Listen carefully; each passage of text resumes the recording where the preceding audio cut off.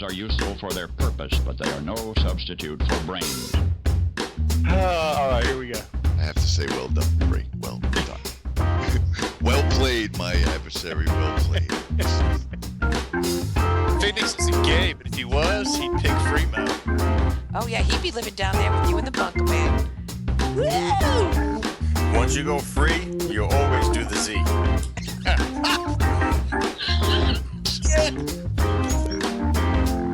Like one day of not going to Duncan, and you could get a controller, a new Xbox, possibly even a cord.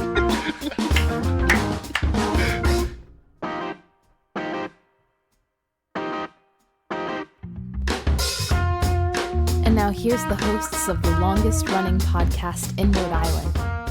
Welcome to BGFG, episode 490. I am your host, Chris Phoenix, and joining me, as always, my brother from another mother, Mr. Fremo Z. How are you? I get a golf clap? That's what I get. Well, I mean, yeah. If you want like a real golf clap. Yeah, I asked for that. I totally asked for that. Oh, how are you doing this week? That good, huh? No, it's good. It's good. It's the company is having their annual board of directors meeting. Oh, those are fun.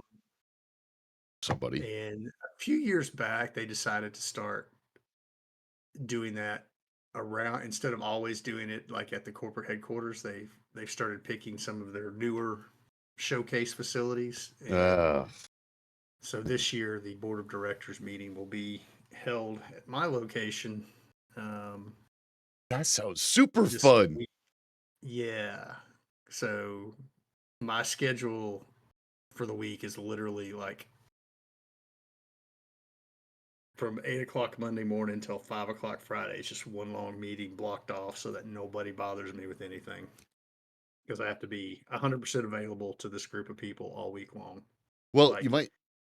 Like I have to take, first thing I've got slated is taking a new printer over to the hotel that they're at.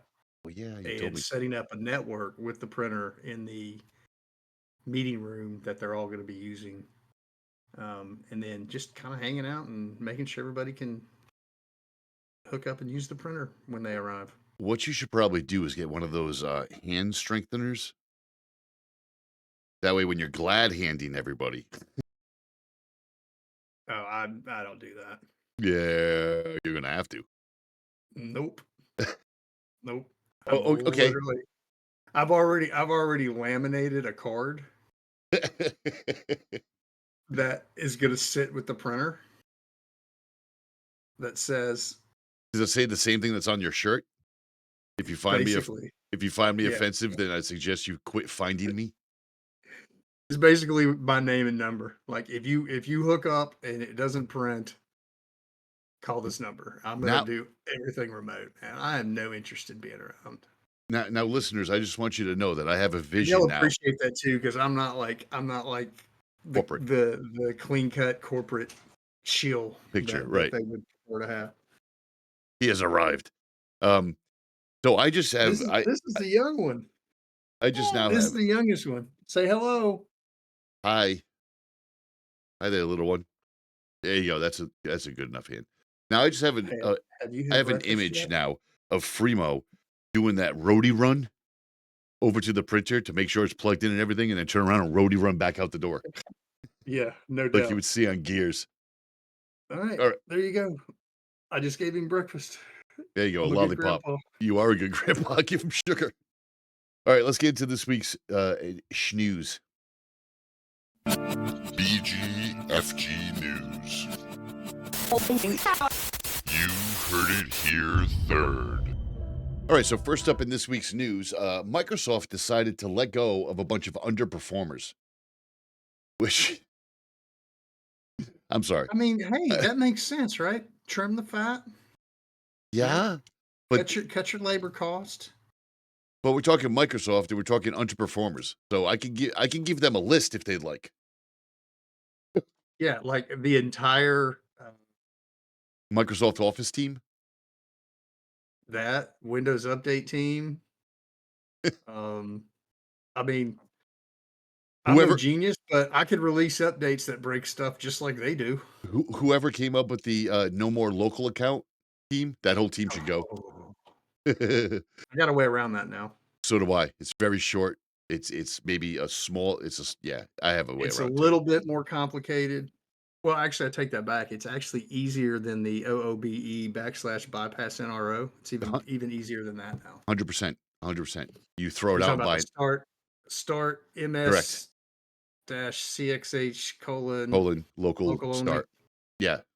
Yep. Bless you. So Microsoft's going to let go of some underperformers. They've instituted a global consistent, and I quote, global consistent improvement process. I can't even say that without laughing. Really? Okay. Global consistent improvement process. If you're an underperformer at Microsoft, then you have two options. You either get on a performance plan, which my company does too, which is a plan that has expectations with a timeline.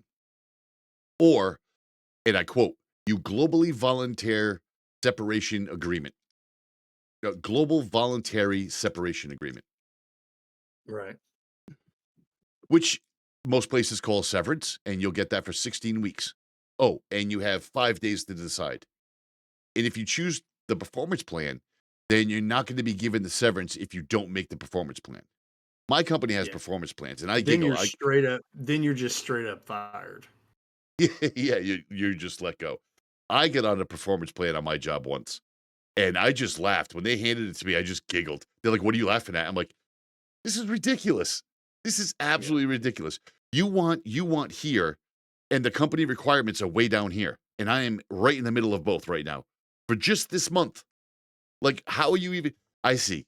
You want to get me out of here? No, Chris, that's not what we want to do. Really? Okay." Yeah. And it was one of those situations where, okay, hold my beer, and then I got number one in the micro market. So whatever, they can all screw. Same thing. It's so funny. If they offered me severance right now, I would take that money and run so fast, so fast. I wouldn't even hesitate. I wouldn't even. I wonder.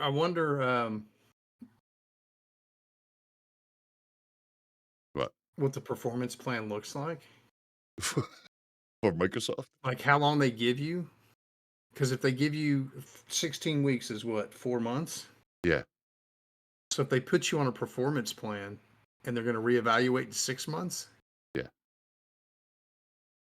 Now the problem. that's 2 extra months. I know. That's 2 extra months. I know a few people that took the severance at the last snap at my job. And maybe a month or so later, they called them back and said, "Hey, look, we really liked your work here. If you want to come back and apply for this position, it's a different position, but it's all yours if you want it." And one of those people came back, and they are now gone again. The reason why is because they came back, and then they realized when they started looking at their like vacation time and sick time and stuff, they're like, Why is this off? I've been working for the company for 21 years." Called HR, and HR's like, "Oh yeah, You no, were a new hire? yeah, you, yeah, exactly. That's exactly what it. No. Nope, they weren't. Yeah, They weren't going to you take have it to at all. negotiate that on the way back in. Oh, they didn't. Be like, He that's what I'm didn't. saying. Yeah. That's standard practice, though. Because when we, over the last 10 years, have been purchasing other companies, and they offered people to come over, and some of these people had 25, 30, 35 years with the companies we were buying, and Sure. some of the people were savvy enough to say, "Hey, I want my tenure Yeah. to be brought with me." Right. Some people didn't, and you want to talk about quite a bit of Yeah. angry. So Oh, they yeah. actually, our company decided to just retroactively go back and give everybody their tenure that came over, that maintained employment after the transition. They're like, this isn't even worth the headaches and the arguments, and so we're just going to do everybody. Everybody gets their tenure. So, Oh, this poor bastard didn't. 21 years and got shot down. And then I got, because since I'm not a supervisor anymore, there's some emails that I still get, and one of them was congratulating that particular person on a 1-year anniversary, and I'm like, what the hell is that? So I walked up to him and asked him, and he's like, don't ever say that to me again. He's like, that's one of the reasons why I'm looking outside. He's like, because I can't do that, and I don't blame him at all. That's shitty of shitty, because they're a good performer. But anyway, moving on. In other news, I found a wonderful link that said California is running out of license plate numbers, which ironically, as we pointed out on the show before, this was clickbait, because I mean, I never really realized that this could actually be a thing where license plate numbers run out. At first, I saw it and I'm like, oh wow, yeah, license plates could run out. There's a finite amount of numbers and letters that you could put in there. The 7-character plates will run out later this year. The current system, which this is where it's so California, I can't even explain it. Because they would put this out there like, oh, we're running out of license plate numbers. The current system is 1 number, 3 letters, 3 numbers, and that started in 1980. They will now start running them backwards: 3 numbers, 3 letters, and 1 number. So you'll have like 000AAA1, which apparently, unbeknownst to everybody else in the United States, there is groups in California that collect license plates, like specific license plates where it's like, you know, the ones from movies, or the first all ones or all zeros. I could just see some guy sitting there with his tablet, like standing in line, Yeah, waiting to get his license plate, right? yeah, yeah. And he's hacked in, and he's sitting there watching, like, okay, they just issued this one. They just issued this one. No, you go ahead. I can wait. Yeah. Next. Yeah, no, go ahead. Yeah, just to get a you've got to collector get plate. that plate. I mean, this is the way the stories go this week, people. Just sit down and be quiet, because there wasn't a whole lot of stuff, so I'm grasping at straws.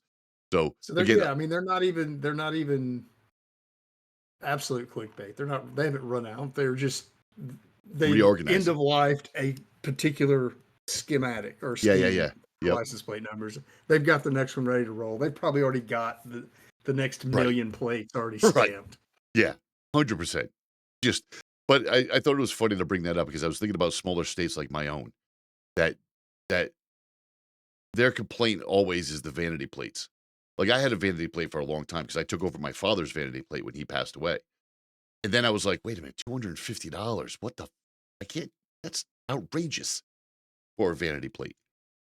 But it wouldn't be our show if we didn't have an AI or a breach story, correct? Just wouldn't be our show.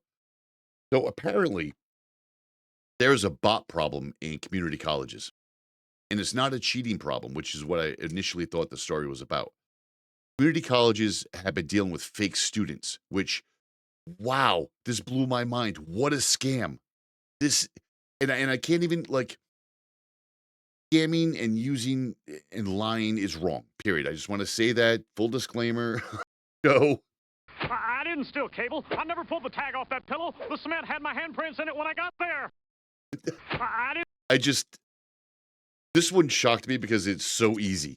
And when you read it, when you read the article, if you click on the show notes and read the article, you're going to realize, well, son of a bitch, why didn't I think of that? Community colleges have been dealing with fake students. Some classes are filled immediately with like a 20-person wait list, which is exciting for the teachers, because they're like, as the professors, they're like, well, shit, I'm popular. My class is popular. You know, I'm filling right up, and I got 20 people waiting in the wings. Because college is different, and those that never went, or those that are younger that listen, college is a different animal. Public school, you have to be there. They have to hold you accountable for things. College, they don't give a shit if you show up or not. They'll ask you once or twice, but basically they're getting paid either way. If you don't want to show up, it's a waste of your money, not theirs. Waste of your time, not theirs.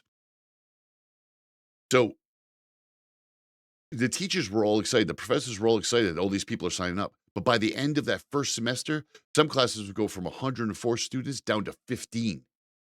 Most of the ones that left apparently were bots. This is because hackers were using bots to sign up for online classes. They get the financial aid, they get the disbursement. Yeah, see, you're already laughing. They get the financial aid, they get the disbursement, and because it's a community college class and they accept everyone, it's just a matter of making a convincing application, which you can clearly with today's technology and remote access, you can use AI and get it done. This has apparently been a known issue since 2021. And California community colleges alone have been swindled out of more than $11 million. 2021. It's been going on that long. Yeah, if not longer. They noticed in 2021, and last year they estimate that 25% of students that were at community colleges were bots. That's a problem. I mean, I don't want to point fingers, but that's a problem. I wonder how many of the bots are actual AI bots interested in furthering their education.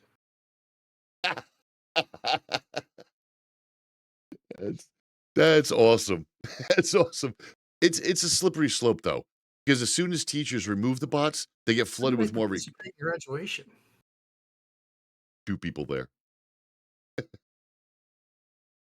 I mean, does the bot get a person to go up and walk the stage for them? They could. It's a That could be robot. lucrative. It's a robot. That could be lucrative. You could be a human avatar for an AI bot that's graduating. But so the article goes on to say about how it's hard for teachers now, and I can appreciate that. As soon as they remove the last thing they need to be doing is worried about well, that's the policing. thing, is that some of the teachers in this article are saying that as soon as they remove the bots, they get flooded with more requests, and then they have to sit there and decide whether some of these are bots or not by questioning them, interviewing them. There's a bunch of different things.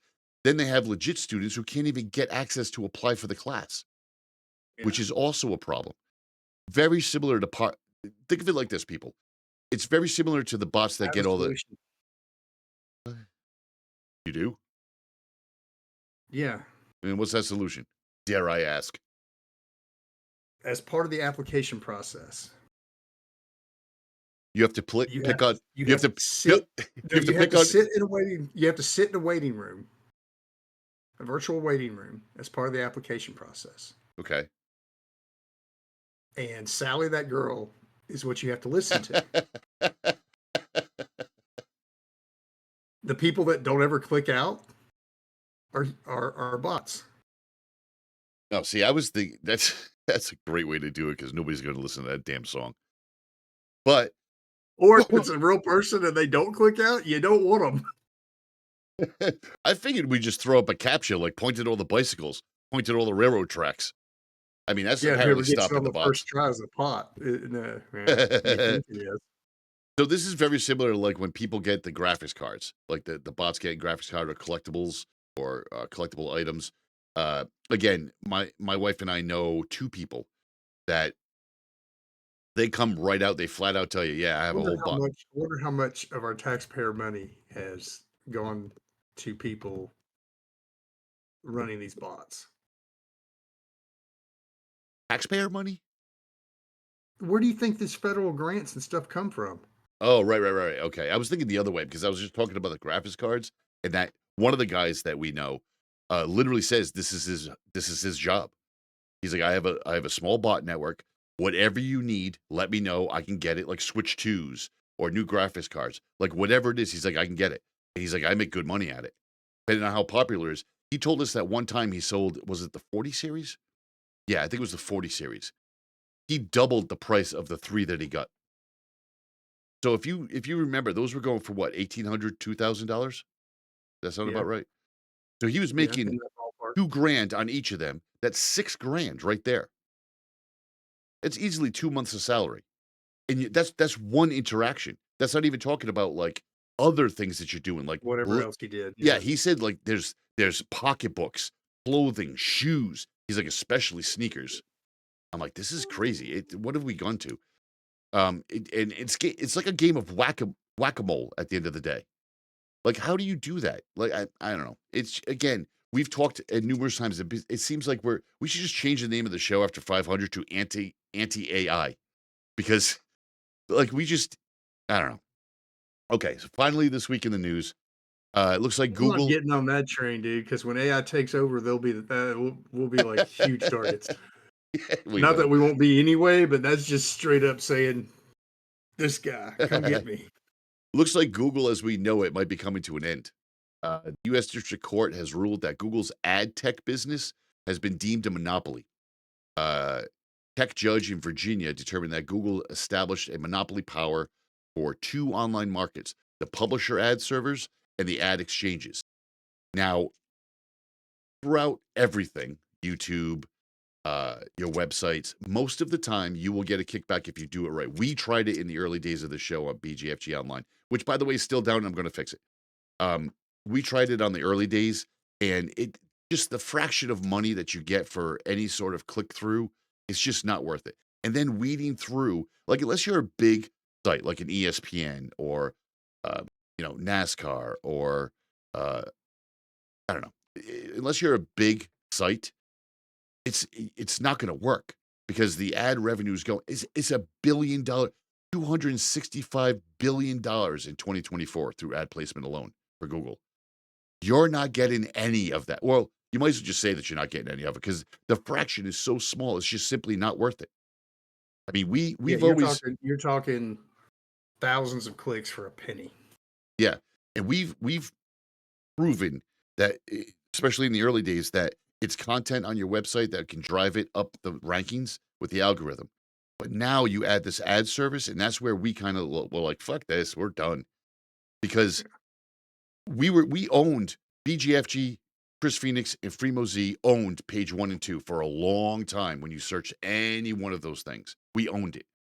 But now you can't even get through like almost the whole front page. The first page Sponsored. is all sponsors and ads. So again, is it related to us? Not really. It might have a picture of me or a picture of our show. I found one that was like an ancient picture. I had short hair. I don't even. It was. You got me curious now. I'm just gonna do a quick Google. You were shaved. You were shaved and had short hair, like really short hair. So there's like all these little things, and that was the stuff that came through on the ads, but it was for an ad of podcasts in New England or some weird shit like that. Oh, looky. I just did BGFG podcast. Yeah. First thing that popped up, BGFG podcast on Apple Podcast. Well, that's good. At least we're back up there. That's a nice change. Now, it wasn't too long ago that Google was ruled to be a monopoly in its search business, which I disagree with wholeheartedly. It's the same thing when they go after Google for their browser. Like, nobody's making them a monopoly. On my Apple devices. We're on Deezer? No, we're not on Deezer, I don't think. What is it, a podcast aggregator? Listen to BGFG podcast on Deezer, a technology variety podcast by Generation X for Generation X, hosted by Chris Phoenix and Fremo Z. Yeah. Yep. Yeah, that goes through the company that we use to push out our podcasts every week. It's everywhere. You heard me. Episode 327's on page 1. A while ago. But we do get aggregated to all podcast networks, which also is not cheap. Of course, they've appealed both the search engine and the ad thing, so nothing's going to change anytime soon. The DOJ said that they want to see the company split up. So, Free, is it me, or does it feel like this is the same thing they tried to do with Apple a couple of years ago? Remember they said Apple was the monopoly with like Safari, their web browser, and they were monopolizing the phone market. Do you remember that? It was a little different because they were saying that Apple was filtering content through their browser, like they would only show you what they wanted to show you, kind of stuff. So it's a little different, but yeah. But yeah, that was funny. I remember that back then because it was funny because we were telling people on the air that Apple doesn't have a search engine. Their browser is using Google's search engine. Google paid them huge amounts of money to be their search engine. So it's a very weird thing when you come to these big corporates.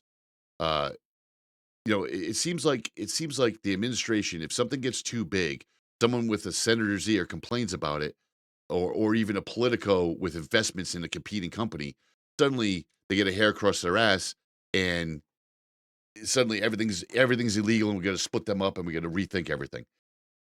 I think this is going to go nowhere, Free. I think it's going to be caught up in litigation each year with a cost to appeal the case. And they have all the money in the world to continuously appeal this. Like they're never, Oh yeah.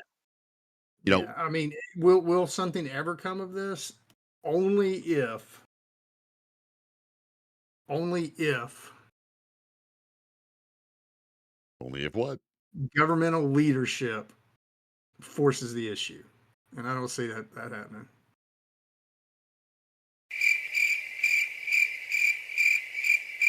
Not gonna happen. Not gonna happen. All right, let's get into this week's music. This week I have something kind of interesting for you. This is a brainchild. Oh yeah? Yeah, why? What does that mean? Oh yeah? Okay, I see what you did. Hell yeah. Douche. Douchebag. You made it through the news segment. When will we ever get a clean segue? I just blanked segue. Yeah, I just blanked on the word. Someday. Oh well. Someday. That's all you can hope for. So this is a brainchild of Mudvayne frontman Chad Gray and Nothing Face founder Todd Maxwell. Back in 2006, when they convinced Vinnie Paul. So for those that don't know, Vinnie Paul is the drummer from Pantera and the brother to the lead singer of Pantera that got shot on stage. So after his brother got shot, he was done. He was done with music. He didn't want to hear about it again. These two guys just kept calling him nicely, not busting his balls, and kept calling him till they got him to come back to do some drumming, and he did. And since then, Vinnie Paul is back in the mix of things, doing his stuff. So this is the band called Hellyeah. The name of the song is called Moth. I want you to enjoy it, and we'll catch you on the other side for some stick style news.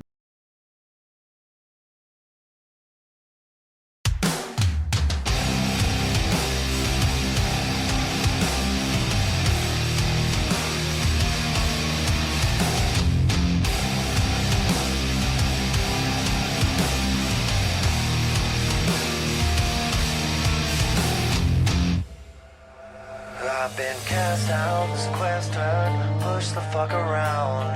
Blindsided, beaten, locked up and bound. I was thought I was human, but maybe I was wrong. Been treated like an animal since the day I was born. The wolves that I wear are like the crown upon a king. So heavy they lie with all the pain that they bring. My life is full of longing, but for one I'll never know.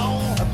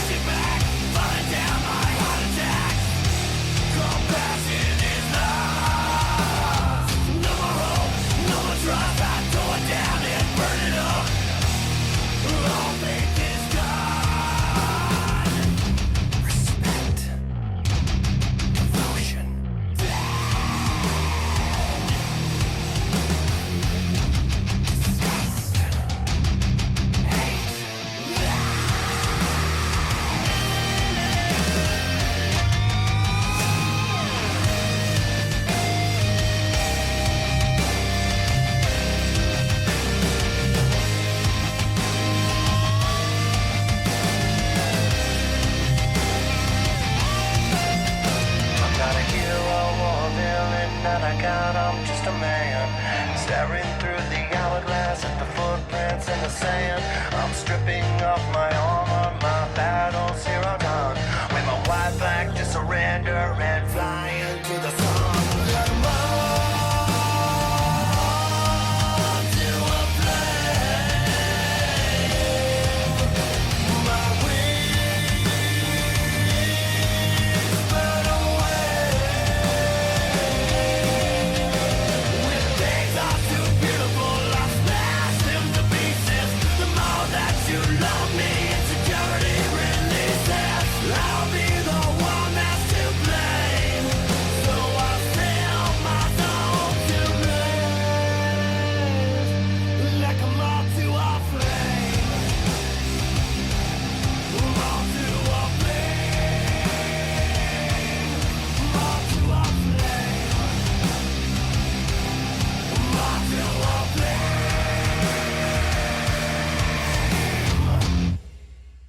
Moth to a Flame from Hellyeah. Great track. It's a really good track. I liked it. I hope Fremo liked it. I hope you all like it. Oh yeah, Good rock song. it's a very good song. All right, so I didn't even realize those guys had all teamed up to do anything. yeah, it's like a super group, and like they came out and they said this is a super group that's going to last 2 years. 1 year to make a record, do a couple of shows, and then do a tour, and then that was it. And that's the way some super groups should kind of last. It's super groups aren't made. I mean, look at Velvet Revolver. That was a phenomenal super group, Yeah, and that just kind Chicken of Foot. Chicken Foot. Yep, another one. Oh, yeah, read all about them. Oh, so good. I actually got to see them Did you? live. Yes, That must have been little something. bitty small venue, right? That must have been cool. Called the Tabernacle down in Atlanta. Oh And yeah, it's, I've heard of that. actually converted. It's a converted church, Church. right? Yeah, good So it acoustics. has a balcony. Yep. Oh, great acoustics. But I want to say packed out less than 2,000 people. Packed out. That's nice. That's intimate. That's what that is. Intimate. And got to see that. I mean, that was just phenomenal. Phenomenal show. Yeah, absolutely. All right. So this week, before we start the stick style stuff, we have our beer of the week, and I am going because it's cracking on to get into summer. I grabbed me some Modelo Especial. It's such a crisp beer. I just love it. It's so crisp. What are you drinking this week?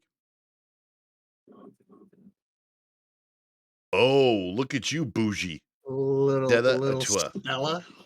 Little Stella. Um, What? I'm just trying to see. Okay, they're saying that the capacity's 2,600 there. Pushing it.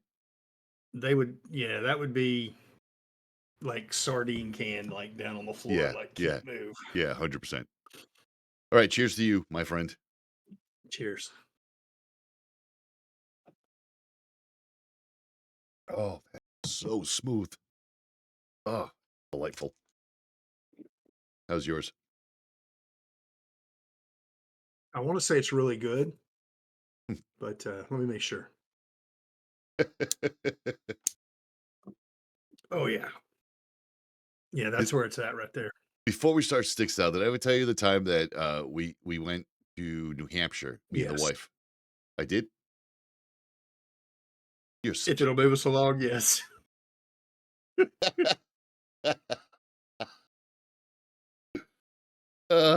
What? Douchebag.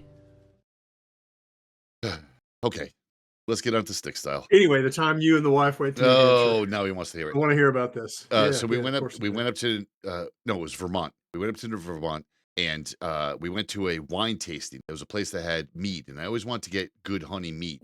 I've tried mead before, and I was like, "What is the big deal about this? This is wine." And I talked to somebody else, and they were like, "No, dude, that's not mead at all. Mead's different animal entirely." So Yeah, when we were up in mead's- Vermont, mead's way thicker viscosity than wine. right? So when we went up to Vermont, there was a place that was making honey mead, and I was like, "Oh, let's stop there, and I want to grab a little bottle. They're expensive." So we went up there, and they were having a wine tasting. I'm like, and the wife's like, "Hey, let's do some wine tasting." I'm like, "Have you ever gone to a wine tasting? Because it's a thing. Like it's a It's a sniff. It's a swish. It's yeah. Yeah. Throw it in your mouth, whistle, and spit. And she's just looking at me like I got 4 heads. I'm like, whatever.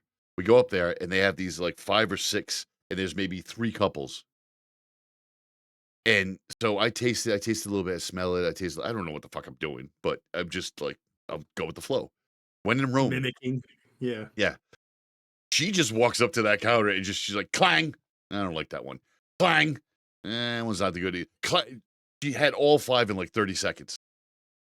And the lady's looking at her, holding the next bottle. And she's like, did you like any of those? She's like, no, not really.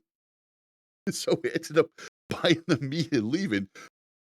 By the time we get to the car, she's hammered. Well, not hammered, but she's on her way there pretty much. She's feeling a little lighter, you know.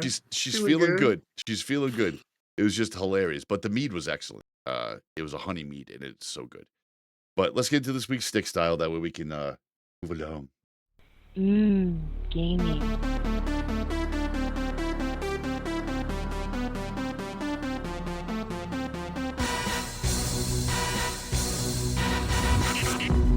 So we're gonna start off with some PlayStation 5. PlayStation 5 recently had an update. Now, last year we talked about on the show that Sony added some nostalgic dashboard themes for their 30th anniversary, which is very cool. In fact, when you started your PlayStation, you get the original PlayStation 1 startup, which is gone. They took all that stuff away. It really did make us all sad. But it was cool. You got like devastated. You get the PlayStation 1 boot up, you get the PlayStation 2 and PlayStation 3 backgrounds as a choice. So a couple of days ago, they did a big update, and they finally added. Microsoft, you should be taking a page out of Sony's book. How so? What are you talking about? They did. For their 50th anniversary, they put out like backgrounds and stuff. We said it last week or the week before. No, I want the original Xbox boot up. Oh, yes, I would love. Oh, that's so much. That's so good. Yep. Oh, so good. So a couple of days ago, they did a big update, they added those themes back. One of the things that was missing from PlayStation 5 for a long time is themes. There's no themes anymore. But now they're kind of bringing those back slowly, starting with the backgrounds. Though there's no PlayStation 1 boot up anymore. Other parts of the update were added for sound focus, which I thought was interesting. Because their controller, as we've talked about on the show before, their controller is next level. Do you like it? That's really up to you if you want to use the touchpad or if you want the force feedback triggers. That's entirely up to you. Sometimes it works, sometimes it doesn't.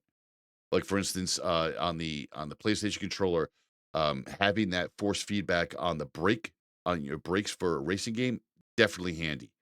But on a shooter, it's kind of annoying in my opinion, because it's too much rumble in your trigger. But the sound focus is going to boost voices and footsteps, possibly.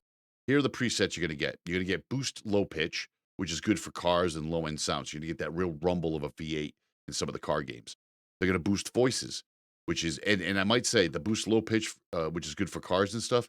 You might be thinking only Gran Turismo. Don't forget that Xbox has ported over Forza Horizon 5 to the PlayStation. So you're going to get a slew of cars. You're going to have that good rumble effect, which is going to be nice. They also did boost voices. That's another option you could pick, which is going to boost voice chats and character voices in games. So if you like your game somewhat loud, but then you realize you can't hear what the commentary is, or you can't hear the people you're gaming with, that's going to boost it a little bit as well. So it sounds to me that they're giving you a way to equalize. Correct. The different pitches. Right, but like the low, the mid, the high. Correct. So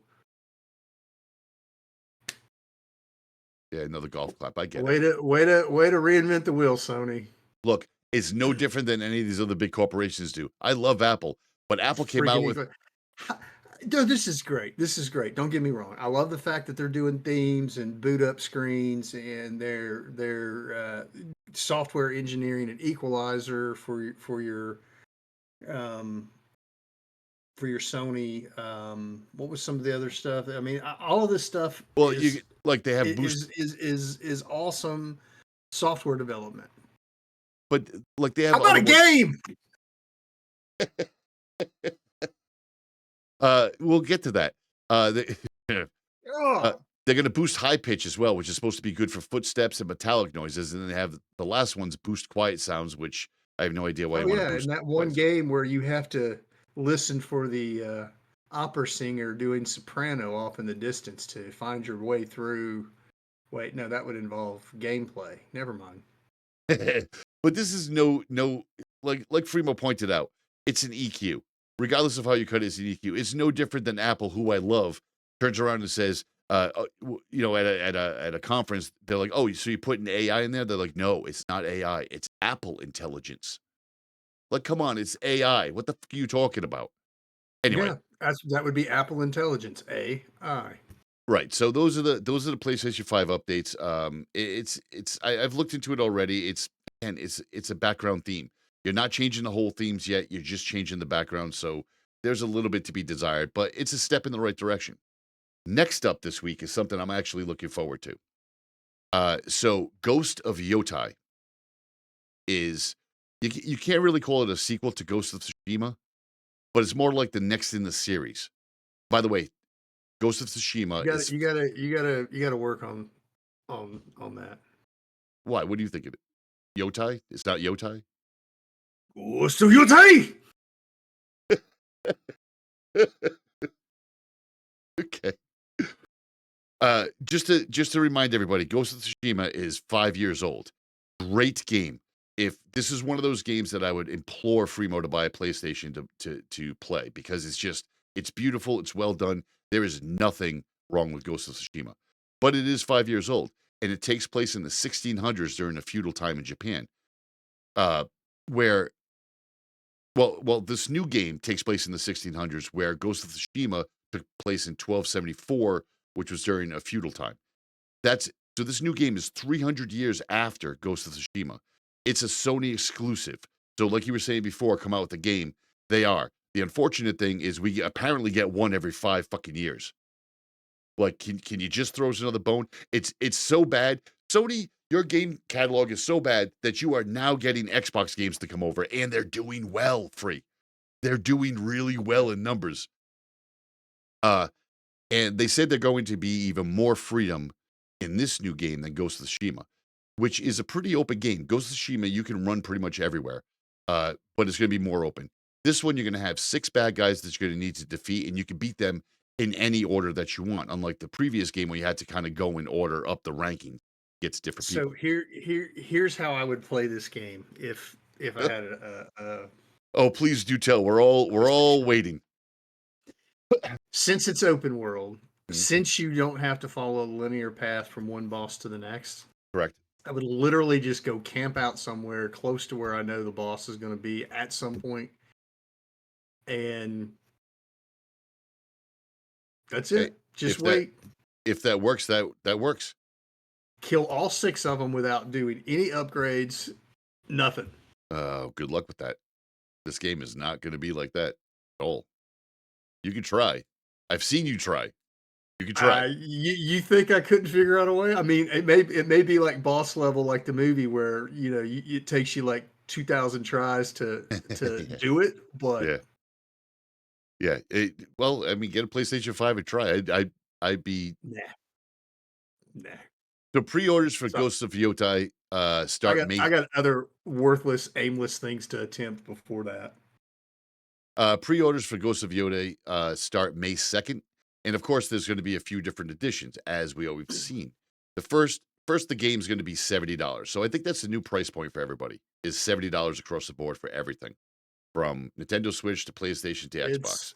I mean, it's been creeping up, And it used to be 50, and then it was, most games are 50, but these games are 60 because they're the shiznit. AAA games. And then, and then everything slowly migrated to 60, and now, so yeah, I mean, it'll be $100 before too much longer for a game. But again, you have Xbox's Game Pass that they're doing first day launches on Game Pass. I don't know how they're making their money back, but I like it that way. So you can pre-order. So the game's going to be $70. If you pre-order, you get an exclusive in-game mask and 7 different avatars that you can use for your avatar.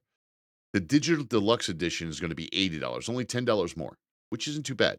You're going to get snake armor, a unique armor die, unique charm, unique horse and saddle, and early unlock for certain maps. Oh, and you get a sword kit, which is standard from the previous game. Now, in the previous game, I might use the different armor that they give you, but the dies and the charms, I didn't really use that much. A horse you need in these games, so if it's a good horse, then it's worthwhile. And the sword kit, of course, is going to be helpful because that's your main weapon. Now, there's a collector's edition. You get an actual sash to hang on your wall. You get art cards. You get a paper craft tree from inside the game. You get a pouch of Japanese coins, which I thought was cool. And you get the ghost mask, like the one I have right over here behind me from the original game. It's a real mask that they would have used. And you get that. And for this one, like that would have sold me right there. But then what do you mean? I don't see nothing about no coins. Yeah, it's a bag of coins in the collector's edition. The ghost mask, like the one I have behind me, is awesome, and that would have sold me on this collector's edition regardless.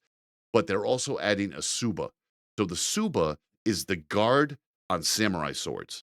It's one of the most important pieces on the sword itself because the Suba represents you. It has to do with your spirituality and your chi, and it has a lot to do. Where are you seeing all this? I'm not seeing this. Look up the collector's edition. I don't know what I'm to tell looking you. at the link you put out here for it. I'm not seeing all that. Well, do a different search then, you jackass.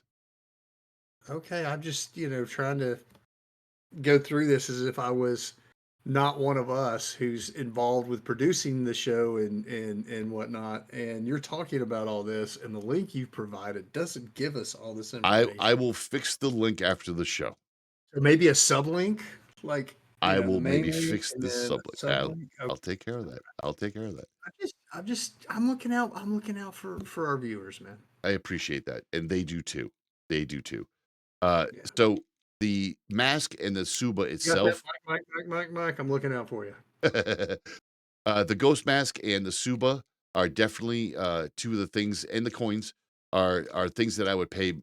It's $250, so it's a chunk of change. But like we've talked about on the show before, there's certain collector's items. So I'm assuming since it's $250, the katana you get's probably not real high quality. What, the katana? Yeah. You don't get a real katana. You get a Suba, which is the part of the katana. Again, looking at what you sent, ships with physical items, replicas of the mask, the katana, and sash. I can tell you with all my heart that studying Aido, you do not want a $250 katana. You do not. That shit's going to break at any moment. Like, that's garbage. Yeah. But I do love the game. I enjoyed. In fact, I went That's back. a carbon field blade, is what that is. I've enjoyed the first game. I'm going to get the next game because it's worthwhile and it's fun. $250 all in. I don't have a problem with that because I like the collectible. This mask is badass. It's just really well done. It's really well done. Which mask? Let me The grab top it. or the bottom?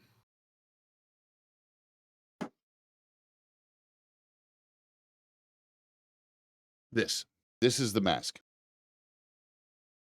It's Hold it made up. out. I just want to see. No, like that takes care of half the problem. Douchebag.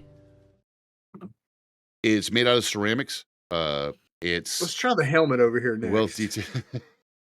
I'm not going through all my shit. It's extremely. I mean, it's just really well done with a good mount. I love these things.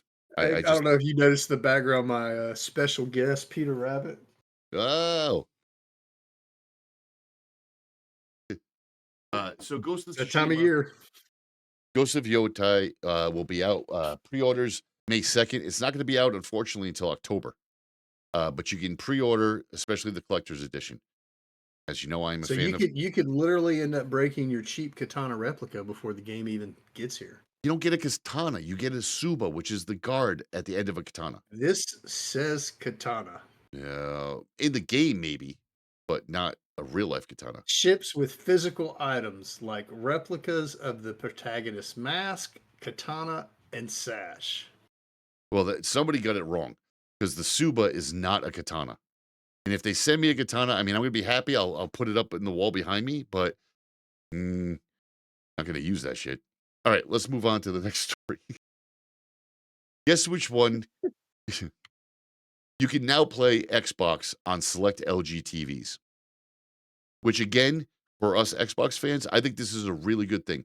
Samsung's been doing this for a couple of years. I talked about it a couple of years ago on the show, where my Samsung TV in the bedroom, I paired up an Xbox controller and used the Xbox app, logged in, and the streaming was new at the time, but it still worked well. It took you a little bit longer. Streaming for Xbox is light years ahead now. So having it on the TVs is not a bad idea.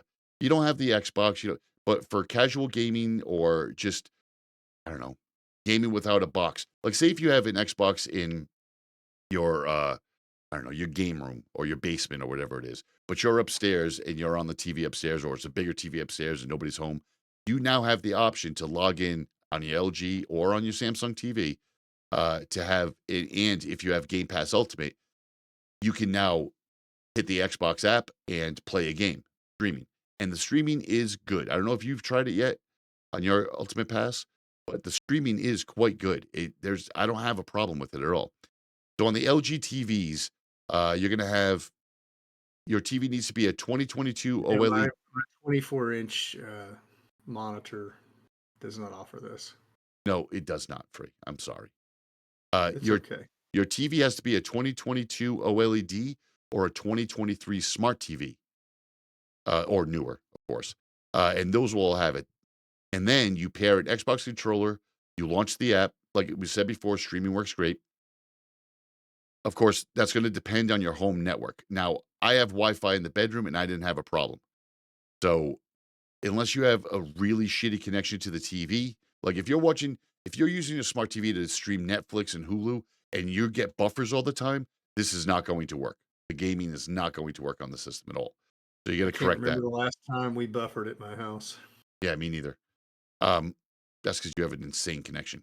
My Samsung that I tested years ago had no issues at all. Guess who also got an insane connection this past week? What? Guess who also got an insane connection this past week? Who? Fro. Really? He finally got fiber into the home. Oh, that's going to be sweet. We're going to see a lot more Fro on stick style. Oh. So first you need to get the latest firmware for your television.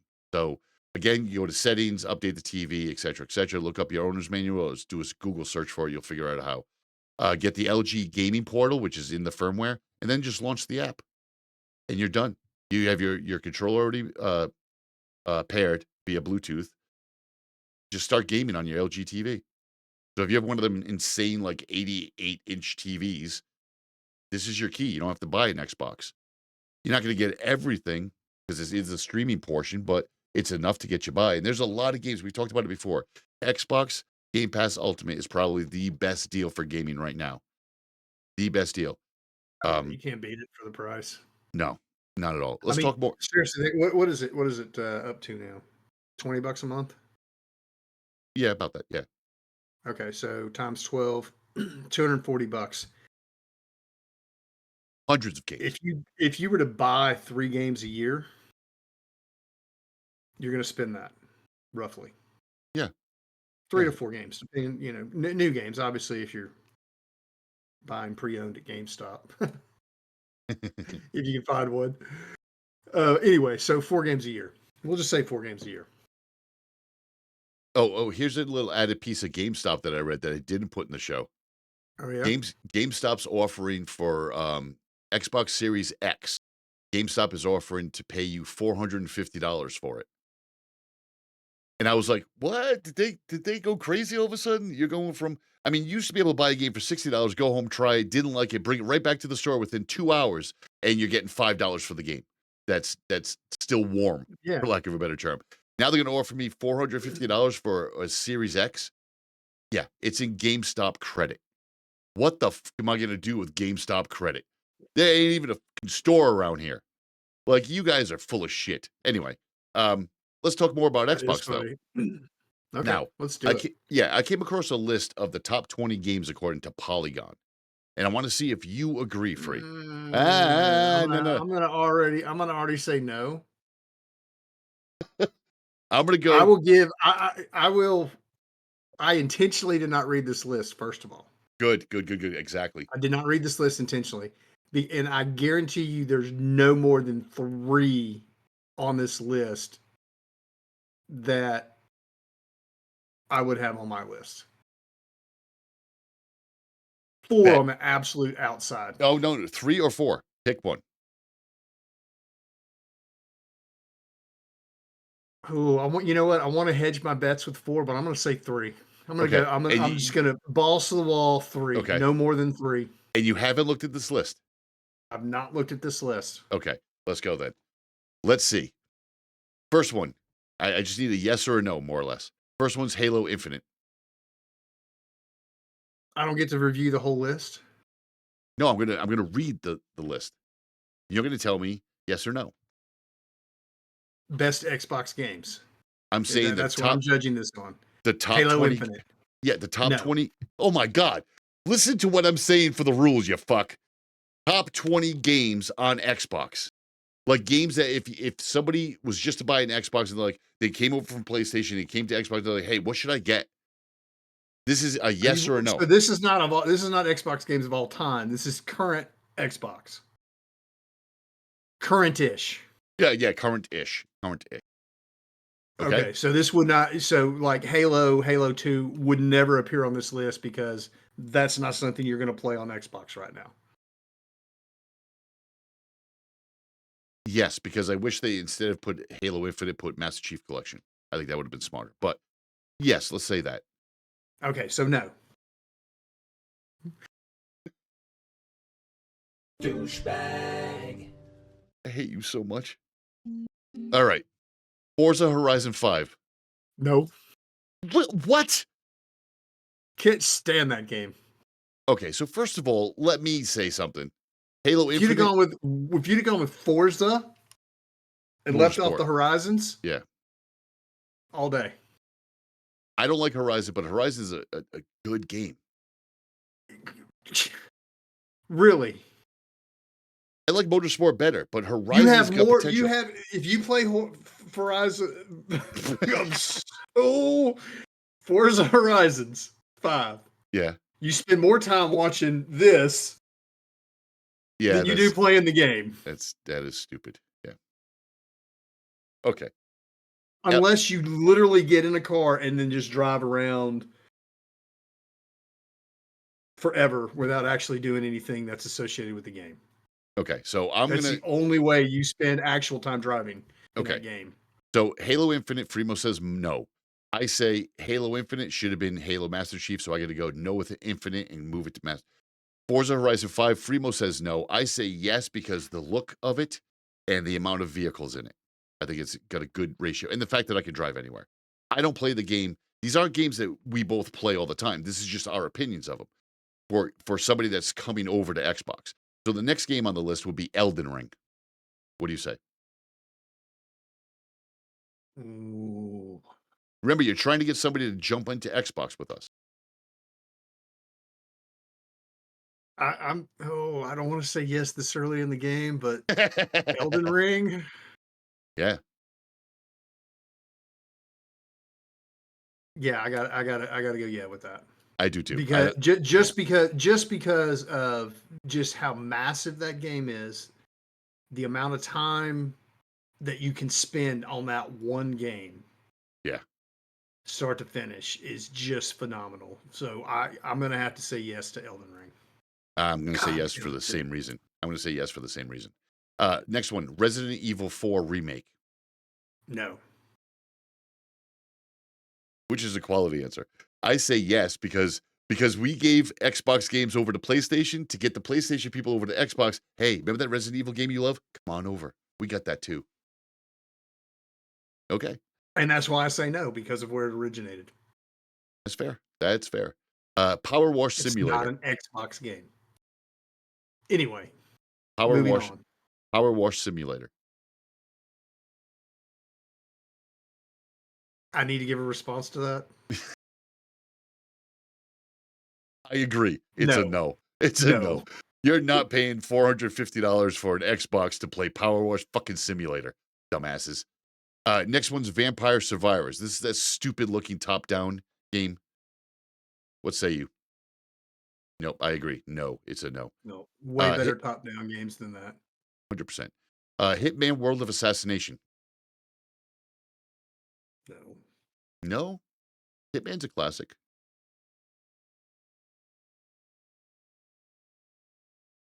Look, before you... Where did Hitman originate? I don't know. I don't remember. Okay.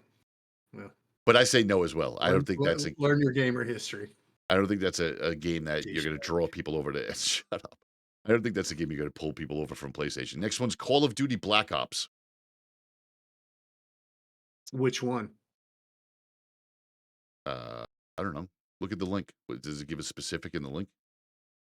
I thought it was just Black Ops.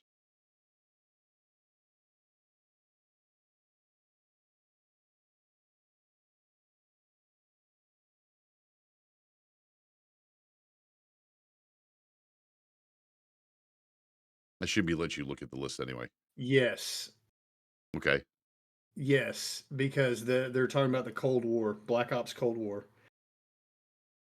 There's a couple of other Black Ops. Obviously, there's several Black Ops, but there's one or two that I would put in the same category. Like any of those would be a yes, and this is one of them. So, yes.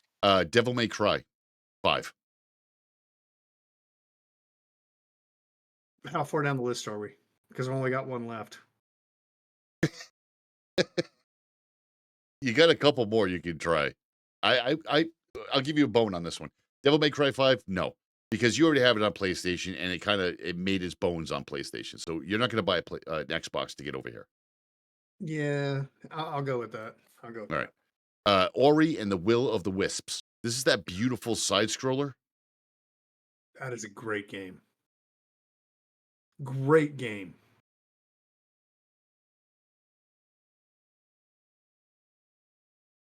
Say no. Oh my God! Why? I only have one left. Okay, I'm going to say yes because I will say this. We'll say it. If I had gone with 4 to hedge my bets, then this would have been a definite yes. Okay, fair. But there's a game out there that I know is coming. It has to. There's no way it can't be on this list. Therefore, I can't use my last one for Will-O-Wisp. I really hope it's the same game I'm thinking. I really do. Because there's it's gotta be. It is the only game. Listen, there's 1 or 2 games that are missing from this list, which we'll talk about at the end. But Ori and the Will of the Wisps is a beautiful side scroller. Freemo and I both agree. This is one of those ones you can get somebody over if they like side scrollers and fantasy side scrollers. It's great stuff. If Phoenix will grant me a 4th in the middle of the game, which would be against the rules, I would say yes to this. I can't because I only have one left, and there's a reason for that. Yeah. The next one's going to be The Outer Worlds. This is a dystopian corporate future, which is really apropos for today's society. But the game Outer Worlds, what do you think? No? I can't say yes to anything that's coming unless it is this game. Okay.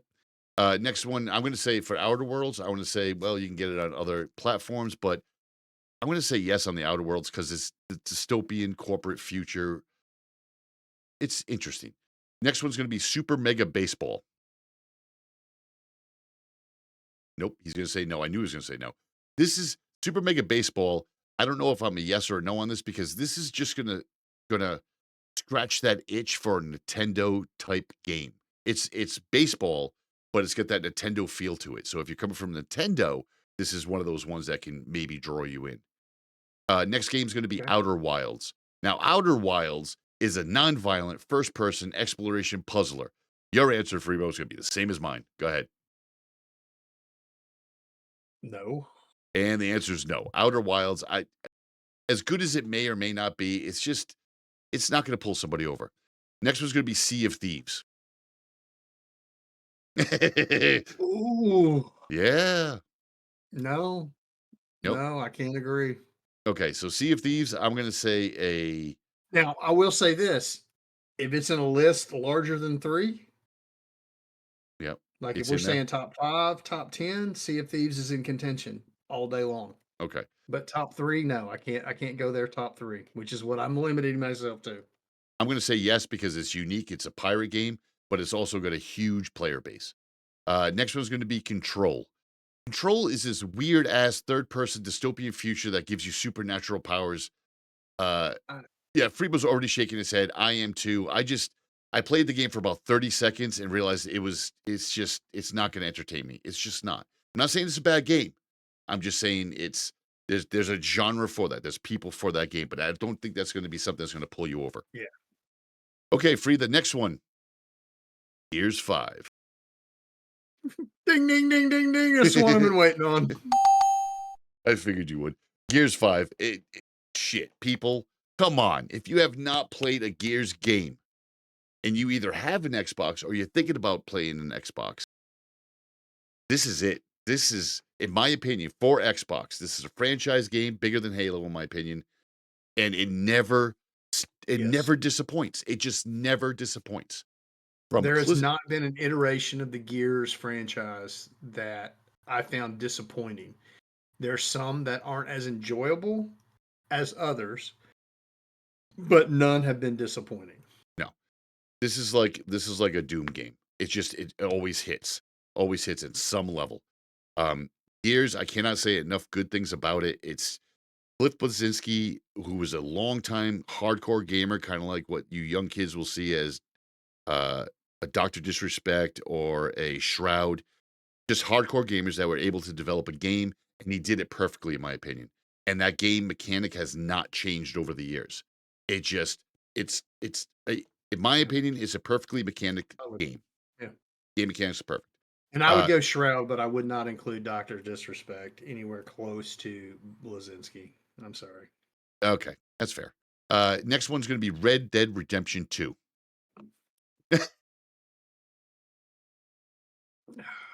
Okay. I will not change. So my 3 were Gears, a Call of Duty Black Ops, and Ori. Was it Ori? No, Ori was if I had another slot. It wasn't. No, what was the first one? The first one was Oh, you said Elden Ring. Oh, Elden Ring. Yeah, because Elden Ring, in my opinion, in that role playing genre, out of all the ones out there, I think Elden Ring is the best. And that's not to say that, Dragon Age and others are not awesome games, but in my opinion, in that genre, that's the ultimate. And the last one on the list is Noir Automa, which I can't even believe was on this list from Polygon. Look, the music's great, and it has that big look, that big appeal look, but it is basically God of War in the future. That's all it is. That's all it is. God of War in the future. And that game wasn't really that polished. No, it wasn't. So I don't know why it's on this list, but that is definitely not something that Xbox that you can pull somebody to Xbox. Here's the 2 that I think are missing. So out of this list, and as I started scrolling through just a second ago to run through and everything, we missed the Assassin's Creed one. No, I said it. No. Yeah, I did because you said no. No. I did. We didn't do Assassin's Creed. Anyway. Yeah. Oh, no, I did. You're right. Creed Valhalla that they have on this list. Correct. I would go as an Assassin's Creed in top 5, but not that one. No, there's other Assassin's Creed. So here's what's missing from this list, and I'm gonna hit you up with a couple of them. You tell me yes or no. This doesn't count toward the count. You made your count. Oh, I've already established my count. Yeah. Correct. I'm going with So first one's going to be Halo Master Chief Collection. Yeah, I mean, we Yeah. already established that early on that the Halo they put on this list was the wrong Halo to put on this list. Forza Motorsport. We've already established that. They should have put that instead of Horizon. Starfield. To pull you from another platform. Yes, easily to pull someone over and go, ooh, I may have to. Yeah, I would agree with that. And Wreckfest. All day. Yeah. All day. How do you not have these? Well, whatever. We should come up with a different list, like toward like the holidays, like what to get Okay, somebody. so well, no, let's just do it right now, real quick. Okay. Couple of top genres, right? Okay. So we talked about Elden Ring being what my opinion in that genre of game is the top, right? Mm-hmm. So then we talked Forza as far as realistic racing. Yep. But if you go racing, not 100% arcade, because that would be more like that toilet that we tried recently, Asphalt Legends, right? Yeah. Where you don't even have to actually drive. By the way, we got that game actually has a mode where you don't drive. We got feedback the on AI that. drives for you. We got feedback from Mike on that. Pulling this out. Pulling this out because he said it's supposed to be a mobile game. It shouldn't be on a platform. You're right. And it's garbage on the mobile too. And that's what we said. Yeah. We said this is a mobile port that shouldn't exist. All right, so give me some other games. Anyway, okay, so Wreckfest, like you were saying. Yep. Right? A driving game that's not racing simulation and it's not 100% arcade. In my opinion, Wreckfest is the best of both worlds. I agree. 100%. It's a perfect marriage of racing sim and arcade. Mm-hmm. Other games. I don't really want to go with sports games because they're on all platforms. The EA purposely does that. I'll tell you one that I've been playing recently, replaying, and I'd forgotten. Like the replay value of this game, in my opinion, is extremely high. Okay. Paradise City Burnout. I've been playing the shit out of that. That's Dude, another one to pull somebody. I don't even know. I don't even. Yeah, I mean that game is just the replay on it is unreal. The amount of stuff that is out there to do. I mean, forget. Okay, the three main things, right? Smashing billboards, crashing gates, and super jumps.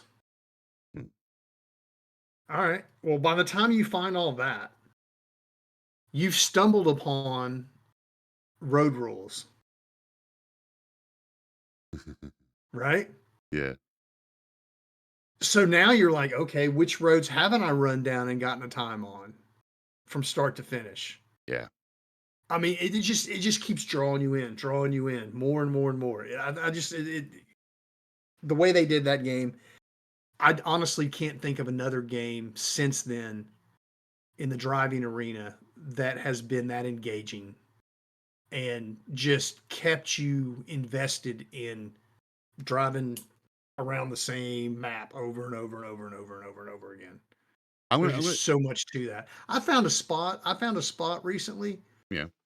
That I don't know if I found the first time we ran through that game years ago when it came out. Yeah. That's fun. I'm like, is this tunnel part of the remaster? Was this in the original?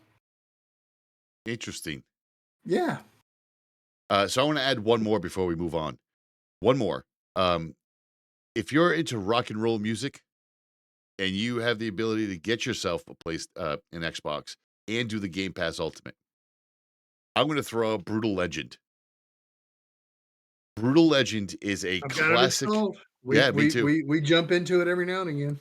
Brutal Legend is a game that was voiced, the lead character is voiced by Jack Black, and it's got everybody. It's got Ozzy Osbourne. It's got, and it just rock and roll throughout the entire thing in the classic metal skulls, hot chicks. Of course, you're going to have woke people that are going to be like, no, that's misogyny. You can't do that. This game is a tongue-in-cheek to rock To and which I roll. say, read my shirt. Yeah. If you find me offensive, then don't find me. All right, let's move on to the last piece of stick style this week, and that's going to be my review, and we're going to get some takes from Fremo as well. Our review of what we've played of Doom Eternal before the next Doom game comes out. Now, I've seen a couple of videos where they break down all the Doom games, and Doom is a classic. Doom is one of those ones, the original game, you're going to find it ported over to a fridge. You're going to find it ported over to just about anything you can find because it's so small and it's worthwhile. And it's your classic first person dungeon crawler shooter with a hell overtone. And then you got 2. 3 is a question because 3, I recently played 3 and I just couldn't get into it because everything was so dark and it was difficult. The mechanics were difficult. They tried to reinvent the wheel and it didn't go well. Well, the reason if you think about the time frame that game came out, yeah, it was at the height of Resident Evil. Yeah. So they were trying to throw that whole jump scare, dark Yep. thing into it. Didn't work as well as they would have liked, but Doom Eternal, baby, they're back to the basics. I love it, but in a way that is elevated. Yeah. So graphics are great. Graphics are phenomenal. Don't look at the Unreal Engine like you need lifelike. It's not designed to be lifelike. What it is, though, is a very good-looking hellscape where the Earth has been taken over by hell. It's literally hell on Earth. And like we talked about the Doom limited edition stuff that's coming out soon for the new game, this is Doom Eternal. And this has got a lot of pieces to it, a lot of pieces. You have a campaign. You have multiplayer. You actually have multiple campaigns you can run with the DLC that they came out with. As for gameplay, as soon as you jump into it on Xbox, the first thing I thought of, and let me know what you feel about this, first thing I thought of was, holy shit, this needs a keyboard and mouse. Because it's like the classic Doom, this goes right back to it. Your controller might not move fast enough. Your aim might not be good enough with that thumbstick, but it's going to be damn good with a mouse. So yes, you can actually add a mouse and a keyboard to your Xbox to get this to work, but the game is well worth it. The positives I have for it, before I switch off to you, hand off to you, the positive I have for it is ridiculous fun. I find myself having to make jumps or moves or anything else where I'm jumping in my seat, or it's just like when you make those double jumps to get to someplace and you're like jumping with your controller in your chair. Like, it's that type of game. It's fun. It's gory, but not over gory. It's very good. The guns are super satisfying guns. The gameplay, I think I'm about 3/4 of the way through the campaign right now. And I just last night, I played one set near the end of that particular level that I had to do a bunch of jumps, and timed jumps at that.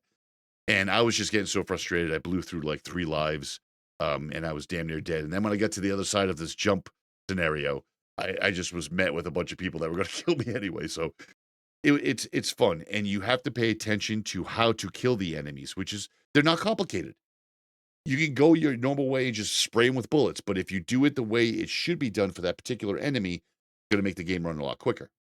Which brings me to my negative.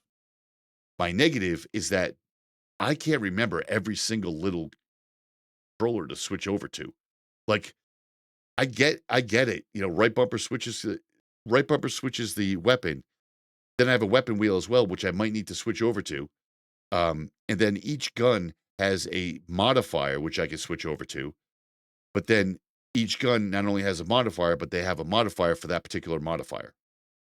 So to me, it's confusing. It's not as easy and forthcoming. I'm sure with a lot more gameplay, you get used to it. But for me, I think it's a little bit busy. Like you have, for instance, with the chainsaw, you're going to slash through people and get everything that you're missing, ammo, health, all that stuff, which is where you want to go. But you got basically a load of 3, and that's if you find 3 gas cans. If you don't find 3 gas cans, you're not getting that little perk. So you have to kind of. But the gas refills over time.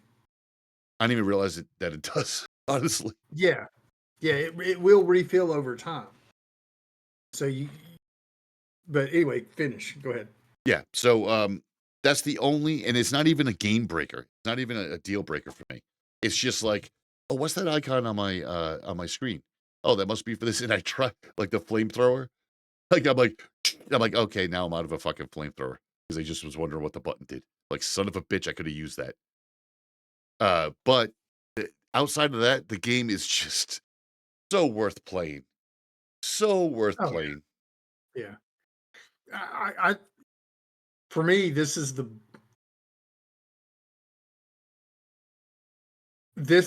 me, this is just a masterpiece of game development. Okay. Yeah. Because the original Doom, way back in the day, you had Serious Sam, you had Doom, and you had Duke Nukem that were all kind of competing for. And they all play the same way, right? It's this gliding motion. There's not the classic first person shooter where you got the cam bob, right, as you're running forward or whatever. Right. It's just everything glides. So it's very nostalgic in the way it plays, but they have elevated the gameplay, in my opinion, with the very things you were talking about. Yeah. The original Doom, you had a shotgun, you had a chainsaw, you had the BFG kind of a deal. Now you get the shotgun, but you can run a couple different mods to where you have a grenade launcher on it, or an automatic shotgun, or different things. So they found a way to keep Doom, but make it better. And I think it's brilliant. I got nothing bad to say about it. Yeah.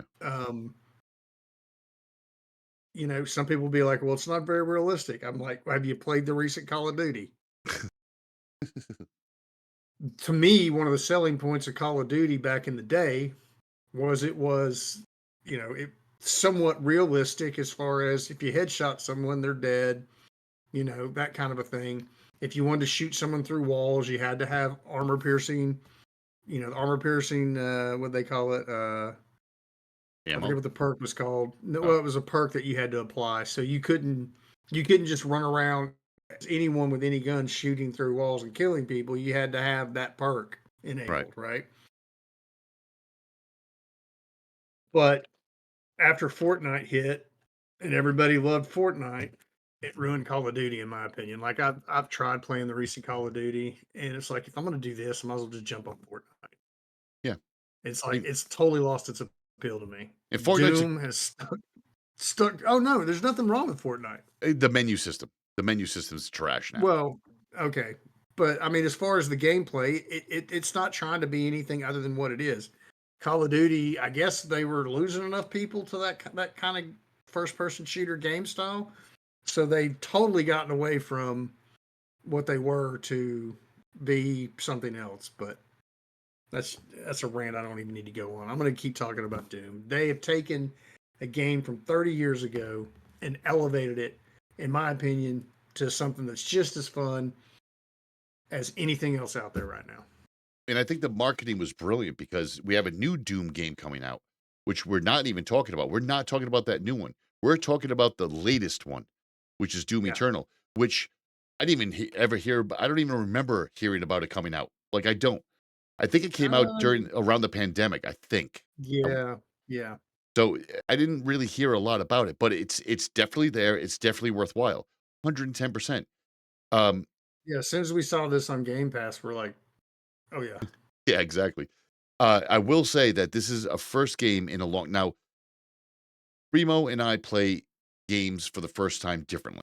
I play it on the easiest level. Primo sometimes doesn't. He plays on a harder level or the normal level. I play on the easy level to get the feel of the game. Even regardless of what you do, this game, Doom Eternal, for the first time in a long time, gets me into a room. I have to beat everybody in that room, which is stressful, like palm sweating stressful. But then when you do it, you like take a breath. About this, like there was one, I forget, it was early on. It was after you go through like the subway train and tunnel, and then you come out make to the like jump. a parking garage. Yeah, you make the jump right? through the subway. Yeah. And I'm standing in there, and I've got like full ammo loadout, and I'm like, okay, cool. So I'm just kind of standing. I didn't like go through the doorway, but I've got a pretty good view of what's out there. So I'm like, well, I'm just going to pick a bunch of guys off here with that rifle with the mod. How'd that work? The single shot. Uh-huh. They just keep respawning. Yeah. I love that. I was like, oh yes, that is such a Doom thing. Yeah. It's like the enemies will infinitely respawn if you don't engage the environment. Correct. It's awesome. Correct. Speaking of that particular moment, there is a moment in that game, right, when Freeman was talking about that you have to go through a subway car that's disabled and then catch a bar and jump over to the carport or the mall. I think it was a mall. I don't remember. It is, anyway, yeah. It was a big open area. Oh my God! Talk about frustration. It took me forever to try to make that jump. Yeah, the one bar that's correct moving. That keeps moving. Yeah. I was so frustrated. If you jump and grab it too low, you can't make the jump. And if you jump and grab it too high, then you overshoot where you're going, and you can't. It's just it's like a total timing thing. And then you have to double jump your time just right while you're in the air to get. Anyway, it's frustrating yet satisfying because when you do those little things, you're like, oh, I could do that all day now. I can make that jump all day. Yeah. It's the same thing with the level I was just on where you have to make jumps in a circle around a pillar to get to the next point. And in doing that, like I said, I went through 2 lives and almost all of my health bar to get it. And I knew what I was doing. I knew where I needed to go. And it's just the timing and just worthwhile. And then when you get all those people, when you engage, like Fremo said, when you engage in that area and you clear out everybody and you're assessing, you're like, okay, I got through that. Ooh, I'm at 16 health. I have no armor left. This gun's empty. I've got 3 shots left on that one. Is there anything around here I could take? Yeah, I'm going to backtrack as far as it'll let me to try and find stuff. Yeah, it's definitely well worth it. So that's our quick review of Doom Eternal. So, all right, let's get into this week's stick style. I'm not dumbass. Was tech news.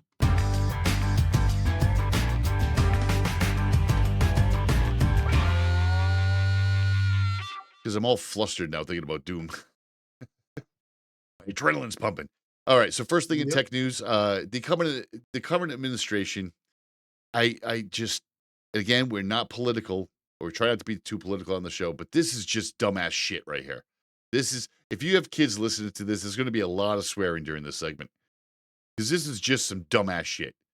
So the current administration just announced that they will ease up on some safety requirements for what's it called? Driverless, autonomous vehicles.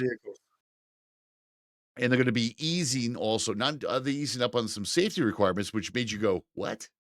They're also going to be easing up on reporting of safety incidents. The revised rules will allow some vehicles that do not comply with safety standards. Okay, like rear view mirrors is one of the things. I agree. If it's an autonomous vehicle, why the hell is it a rear view mirror? Autonomous vehicle doesn't need a rear view mirror. There's no sense. I get that. You don't need to have that as a safety feature. You don't. Airbags for the front. I don't need them if it's driverless vehicle. I can get behind that a little bit. But it would seem that severe crashes and property damage will be reported less.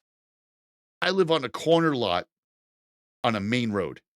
There used to be, up until about a month ago, there was a business across the street. We actually had a guy trying to take a truck and a trailer, to get into their parking lot from our side street and wiped out the corner of my fence. Basically, what they're saying is that if that happens to you and it's a driverless vehicle, it's an autonomous vehicle, they don't have to report it if they don't want to. They don't have to say shit. That is... No, they're not saying that. They're just saying the reporting does not have to be immediate. That doesn't make it better. I'm not saying it does. I'm just... It doesn't. I wanted to make sure that we're reporting accurately. Well, the quote is, the reason why they're doing this, the quote is, and I quote, "We are in a race with China to out innovate, end quote. What the? I could see if that was like food resources or even the whole thing with silicon chips right now. I get that. I get behind that. Why are we fighting China to innovate for driverless cars? What the fuck? That's a necessity. That's a necessity. How about we deal with other things? Homelessness. That doesn't Food make problems. sense because if China wants to sell driverless cars over here, they're going to be under the same restrictions. So, yeah, that statement doesn't make sense. Doesn't make sense at all. And how many American car companies are even remotely ready for autonomous driving?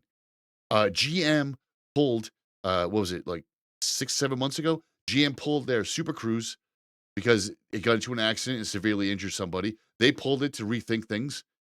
Yep.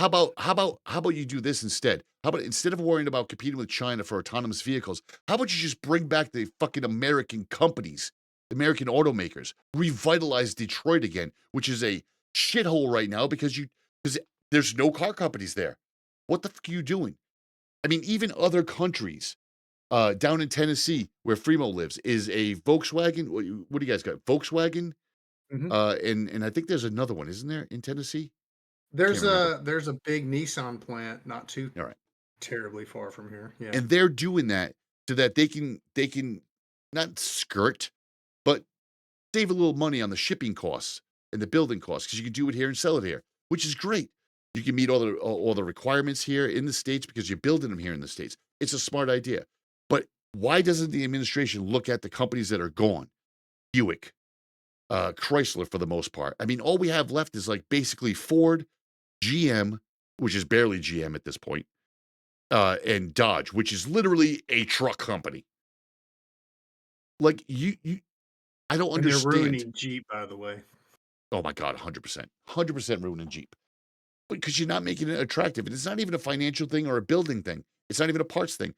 When you, as car people, that me and Fremo and most of Stick Style is, as car people, we always know the joke. Okay? We all cut our teeth on Top Gear. Most of us cut our teeth on Top Gear watching that faithfully. It's not a lie what they say. It's not a lie. When you look at a Mercedes, a BMW, kind of a Honda, but those European or UA based car companies, there is a fit and a finish to them that you go when you pay for it. Even the cheapest car, you pay for it, and you're like, solid car. You're looking around, you're like, this is pretty fucking solid. That's leather over there. But you look at the American companies trying to make money that are making everything plastic. I can give you the best example I could. The 2000 Ford Expedition that I owned at one time, which I nicknamed Blue, was phenomenal. It was wonderful. It lasted forever. That thing would Yeah, shot. but wasn't that an Eddie Bauer edition? It is. It was. Yeah. Yeah, so that was top dollar. Right. It was top dollar, but still, they made all of their. Follow me on this. They made all of those like that. I drove with that Triton engine. I drove from Boston about halfway out of Boston on my way back to Rhode Island. I shot a cylinder out of the block, yet it still got me home. Yeah.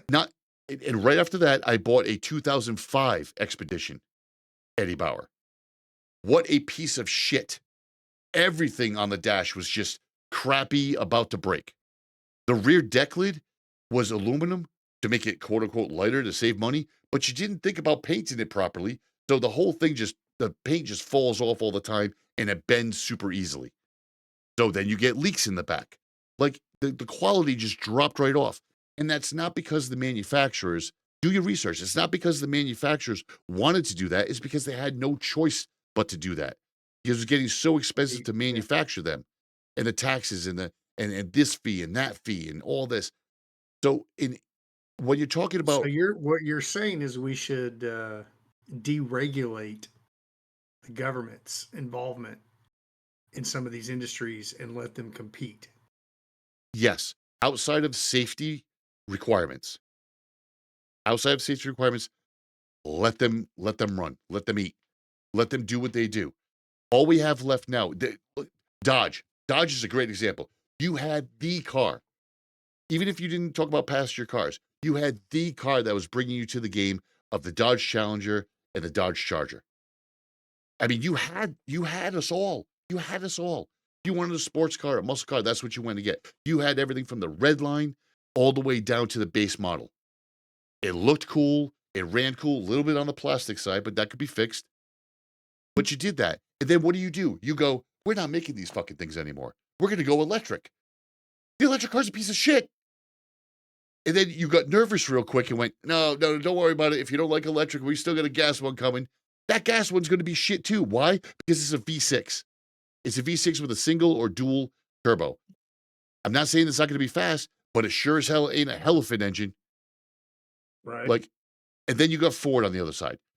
Your claim to fame at this point is your fucking trucks. Great. Because you hand them to everybody. So yes, your trucks sell. I'm not going to say they don't sell. Do you know that they circled the problem of Fords when they created their emblem? That was well done. But I will say that with Ford, the only thing you really have left outside of the pickup trucks, because the pickup trucks are going to be a mandate for most of America. They're just whether you're an industry buying them, a corporation buying them, you're going to buy those. Same thing that happened with the Crown Victoria. Number one selling maker in America was Ford, right? Because you're counting the numbers that you're giving to the police, fire departments of the Crown Victorias, the pickup trucks. Like you're counting all of those. So yeah, you're number one because you have those contracts. But you look at other companies, the autonomous vehicles are not going to survive. They're even going to exempt some self-driving vehicles completely free from the safety precautions. Completely. Can you make a guess as to what company that's going to be? That's going to get fully exempt from the autonomous regulations? Take a guess. I don't know that they'll be fully exempt. Read the article. They're going to be fully. It says it right there. The administration says some companies will be exempt to move from certain safety requirements. There shouldn't be any. It's a safety requirement. There shouldn't be any. Some of these safety requirements are no rear view mirror. I think you just said that you were on board with that. I'm on board with that. But I don't have to tell you if I hit somebody, if I hit a pedestrian or I clipped a bike. I have an option to do that. But what company? No, wait. No, because you're not going to get to defend him this time. I'm not defending anyone. I'm saying as a whole, it doesn't single out a particular company. It just says that autonomous vehicles will be exempt from certain things. GM was doing their testing in like Arizona, like remote towns in Arizona, and hit somebody and immediately went, we're going to pull this all back. We're going to pull this all back. We can't have that. Yeah. But there's a certain company that begins with a T and ends with an A that doesn't give a shit about that at all. In fact, if you don't think for a minute that Elon Musk is not involved in this in any way, shape, or form, you are sadly mistaken. Oh, I'm not saying this isn't happening because he's got the president's ear. I'm not saying that at all. Oh, 100%. And I think it's shitty. I think the last thing you should be worried about is safety regulations, pulling back safety regulations on an autonomous vehicle. Let's get vehicles back into this country that are worthwhile, that you want to buy. Let's bring back, for shits and giggles, let me throw this out. Let's bring back Buick, that one car company, that one brand that you could buy going, okay, this shit's going to get me from A to B. Yeah, my parents just bought one. I'll get it later and I'll modify it. But it's a go-to vehicle at a minimum, at a medium price. Or how about Chevy's Chevette line that even my mom bought when we were dead broke because it was something that you could afford. Most of the cars now, if you can even afford them, if you can even afford the new cars, all look exactly the same because there's no innovation anymore. There's no need for innovation because they're not selling them. They're just trying to stay in business at this point. And it breaks my heart because the automotive industry is one of those industries in this country that made this country great. Without a doubt. From muscle cars, there is everybody all over the world. Yes, everybody in this country, well, not everybody, but there's people in this country that appreciate Porsches, Ferraris, Lamborghinis. Those are go-to sports cars. Those are high-end sports cars in some ways. But don't tell me for a second, or don't think that overseas in other countries, they don't desperately want a good muscle car because they don't have that type of thing over there. So they want those big muscle cars. They want those Vipers. They want those Dodges. very few people over there can afford it because of the way the insurance in these other countries runs. I think I want to say Germany, but I might be wrong, where your insurance it's not like over here, insurance is more of a type of car. Yeah. So like truck insurance might be cheaper than a sports car insurance versus this, that, and the other. Over there, it doesn't care what the chassis is. It's all centered around the engine. Oh, right. Okay. Which makes So the actually more higher sense. performing engines, i.e. sports cars, muscle cars, have astronomical insurance rates. And again, it affects our economy because if you're in this country and even let's make believe insurance was the same way in this country. You're going to tell people in this country will absolutely still buy a Ferrari if they can afford it, or a high-end Beamer, or a high-end Aston Martin, because I'm going to pay the taxes. I'm going to pay those insurance fees because this is a badass car. People overseas are going to do the same thing, except guess what? There's fucking no options anymore. You have a choice of a Ford Mustang, which only the high-end ones are worth a damn. You have a choice of you have a choice of a Corvette, which you're not going to buy because it's pretty much a fucking Ferrari ripoff at this point. And the Dodge. Right. Oh, wait, you can't get the Dodge anymore, except for secondhand. So again, I saw an article this past week, that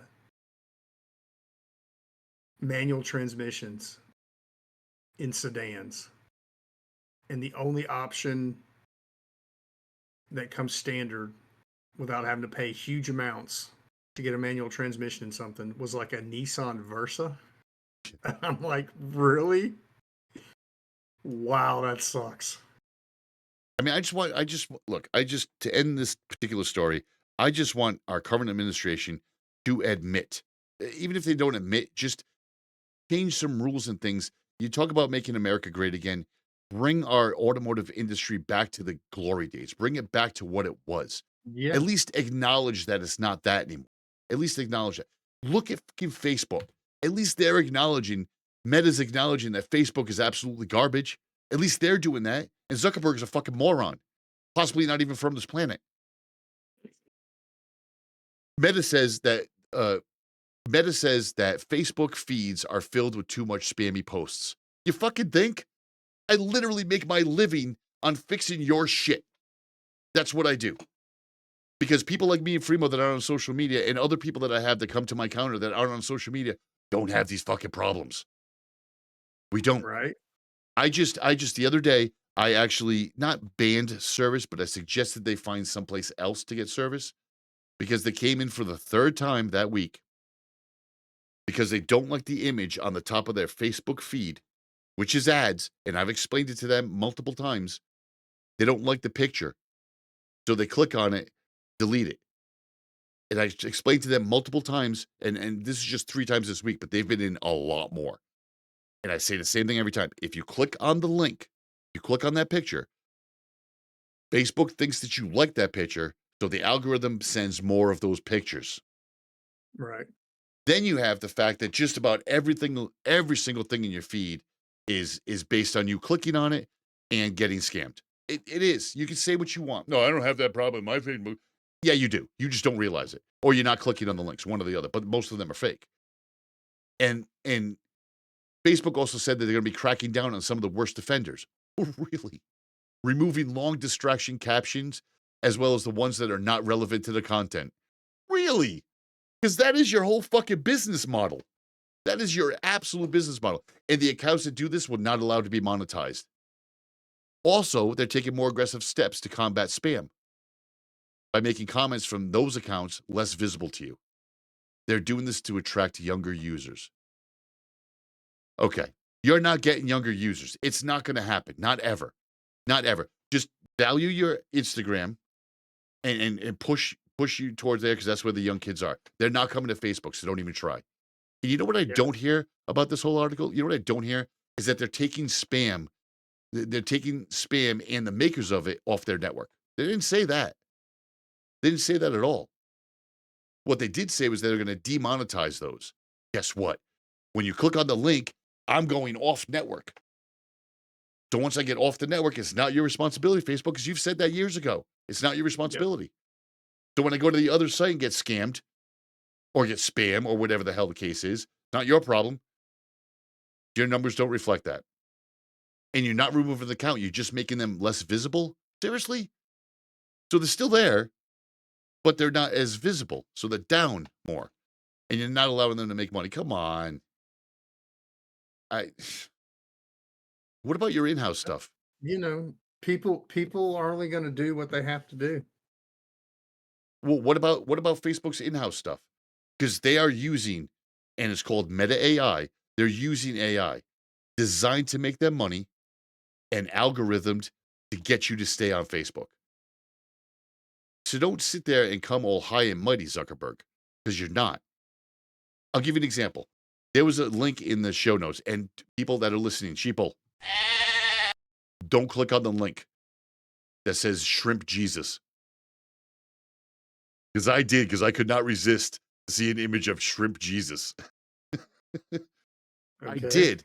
And when I clicked on the link, it not only opened the page to see what Shrimp Jesus was, but it, for some reason, launched my Alienware Command Center. I'm not an idiot. I didn't misclick anything. I clicked on the link, waited for it to open, and all of a sudden, Alienware Command Center came up. I hit no other button. I wasn't leaning on anything. What triggered that to open?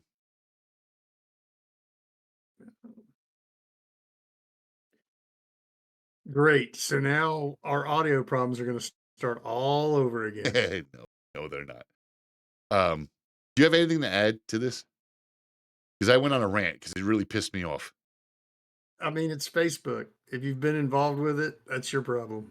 I got nothing for you on that. So, stay away from social media. Oh my God. Start interacting with real people again. Yeah. You'll be amazed at the stress levels in your life will reduce greatly. Just get off social media, period. Zuckerberg's full of shit. Speaking of, to end out the show this week, which I thought was tremendously funny. This is great. Did you read this last article yet? Yeah. Okay. I think it's hilarious. I do too. So, speaking of ignoring potential problems, Australia Radio Network had a surprise for people. Turns out that their new show, Workday with Thigh, starring Thigh, Thy, started about 6 months ago. It's about a 4-hour hip-hop show starting at 11 a.m. It was reaching 78,000 people. Now, mind you, 6 months ago, 78,000 people. That's good numbers. Well, apparently, 11 Labs, which is a generative AI company, yeah, you listeners are hearing this coming, they created Thigh from voices and likenesses of a few of their company employees. Needless to say, the Association of Voice Actors is pissed. You had an AI running an entire 4-hour show for 6 months, and you didn't tell anybody. Here's the kick. Nobody noticed. Nobody noticed. Nobody noticed. This happened 2 years ago with a host called Debbie Disrupt, but they fully disclosed that she wasn't real, that it was AI. So this goes to show you how bad AI, dare I say, at this point, infiltration is getting. Because we've talked on the show before about how this is awful. Awful. Too much, too fast. You know, Freemo agrees with that too. Like, when you read this article, did you just sit there like... no way, there is literally no way anymore to tell what is and isn't real in the digital realm. Correct. I would agree. This is case in point. You got a radio host for 6 months and nobody knew that it was not an actual person. Yeah. Yep. This whole show has not been real. We plugged in AI months ago, and this entire show, which is going an hour over it usually does, is completely AI generated. Okay, no one's going to believe that because you can't. AI can't replicate this. No, you have 5 fingers, which is opposed to the AI version, which has 6. But again, to Freemo's point, between deep fakes, between generative AI, like, again, we implore, and if our current administration Do I have didn't, my fingers? if our current administration didn't have their heads completely up their asses, we would have solutions to a lot of common problems and diseases.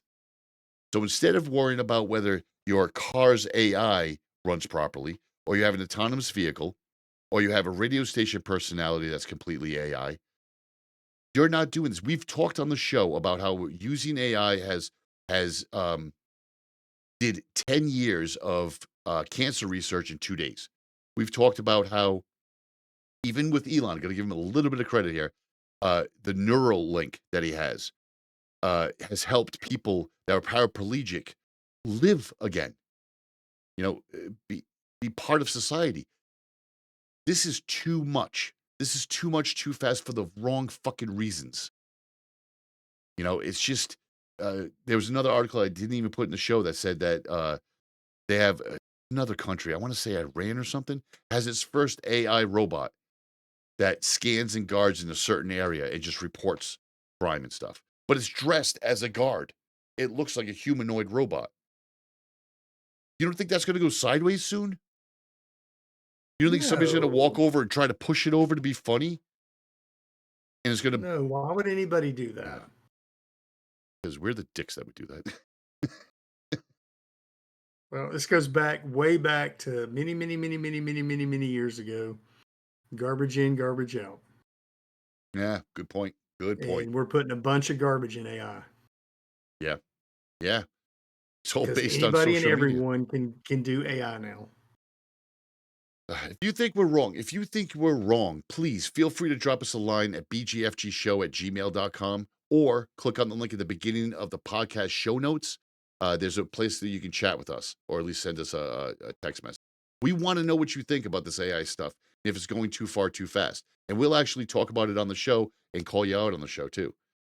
Because this is just, maybe we're wrong. Maybe we are wrong. I doubt it. But maybe we are wrong. And this is a good thing, having AI. Maybe somebody you might be. I know I'm not. Oh, that's nice. Well played. Do you have anything else this week? Nope. All right. I'm good. That's it for my rants. That's it for this week. Tense down. Show's over. So you can find more of this garbage at bgfgonline.com. You can also send us an email with your questions or suggestions at bgfgshow@gmail.com. Find our podcast on Apple Podcasts, Spotify, Google Podcasts, Stitcher, Overcast, Podcast, Castro, Castbox, Podchaser, and YouTube. Thank you for listening.